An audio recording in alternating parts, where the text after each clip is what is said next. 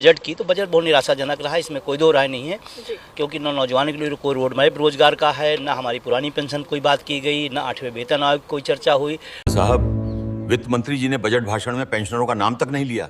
सरकार की ये चुप्पी साफ इशारा है कि पुरानी पेंशन बहाली की राह आसान नहीं होगी। जय हिंद साथियों, एक बार फिर से स्वागत है आपका एक और महत्वपूर्ण विषय के साथ, जो कि जुड़ा है आपकी पेंशन और आपके वेलफेयर से।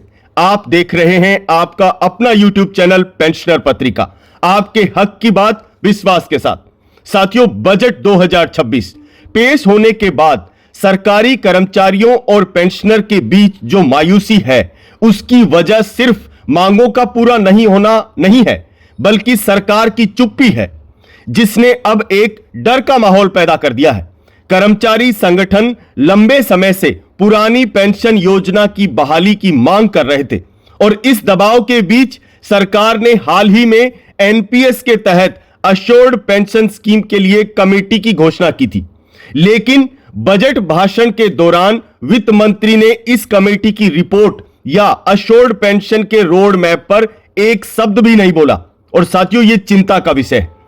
पेंशनर का कहना है कि बजट में इस मुद्दे का गायब होना यह एक संकेत देता है कि सरकार अभी तक किसी ठोस नतीजे पर नहीं पहुंची है और यह अनिश्चितता कर्मचारियों के मन में गहरा संदेह पैदा कर रही है। और साथियों, दूसरी और सबसे बड़ी चिंता 8वें वेतन आयोग को लेकर है।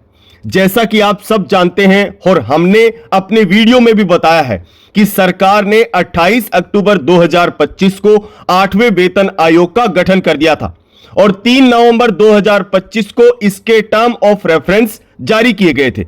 लेकिन इस टर्म ऑफ रेफरेंस में एक क्लोज ने पेंशनर्स की नींद उड़ा रखी है।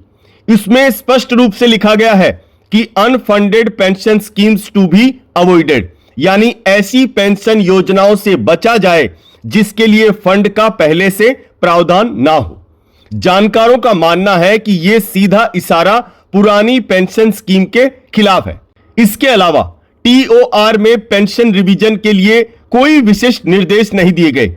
हर पेंशनर यह उम्मीद लगाए बैठा था कि बजट भाषण में वित्त मंत्री महोदया इस पर स्थिति साफ करेंगी और कहेंगी कि पेंशनर को घबराने की जरूरत नहीं है। लेकिन बजट में ऐसा कोई आश्वासन नहीं मिला। इस सन्नाटे ने पेंशनर को यह सोचने पर मजबूर कर दिया है कि क्या उनका भविष्य सुरक्षित है। साथियों, बजट में अश्योर्ड पेंशन के रोड मैप की कमी और 8वें वेतन आयोग के टीओआर में पेंशन रिवीजन की अनदेखी, इन दोनों मुद्दों ने आग में घी का काम किया है। कर्मचारी यूनियंस का कहना है कि यह सरकार की चुप्पी खतरनाक है। यही वजह है कि अब कर्मचारी संगठन सिर्फ ज्ञापन देने के मूड में नहीं है।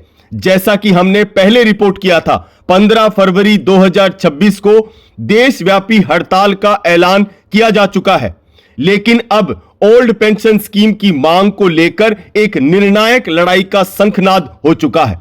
साथियों, एनपीएस और टीओआर के उपजे इस डर के माहौल के बीच पुरानी पेंशन बहाली संगठन यानी एनएमओपीएस ने मोर्चा संभाल लिया है। संगठन ने उत्तर प्रदेश के बिजनौर में एक विशाल विरोध प्रदर्शन का ऐलान किया है।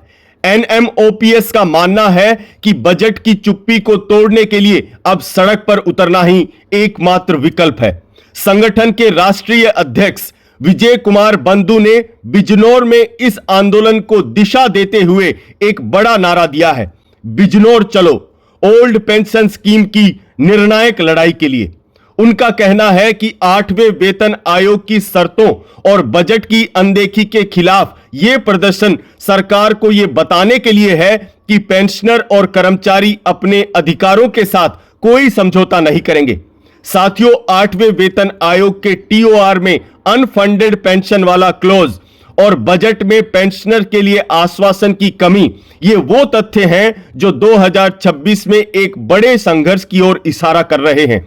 15 फरवरी की हड़ताल और बिजनौर का आंदोलन इस संघर्ष की शुरुआत है। साथियों, क्या आपको भी लगता है कि सरकार 8वें वेतन आयोग के जरिए पेंशन के नियमों में कोई बड़ा बदलाव करने वाली है? अपनी राय कमेंट बॉक्स में जरूर बताएं। जागरूक रहने के लिए इस वीडियो को अपने सभी साथियों के साथ व्हाट्सएप ग्रुप्स में शेयर करें। और साथियों, ऐसी ही जरूरी अपडेट्स के लिए आप पेंशनर पत्रिका को आज ही सब्सक्राइब कर लें। फिर मिलते हैं एक और ऐसी ही इंपॉर्टेंट जानकारी के साथ। तब तक के लिए जय हिंद, जय भारत, वंदे मातरम।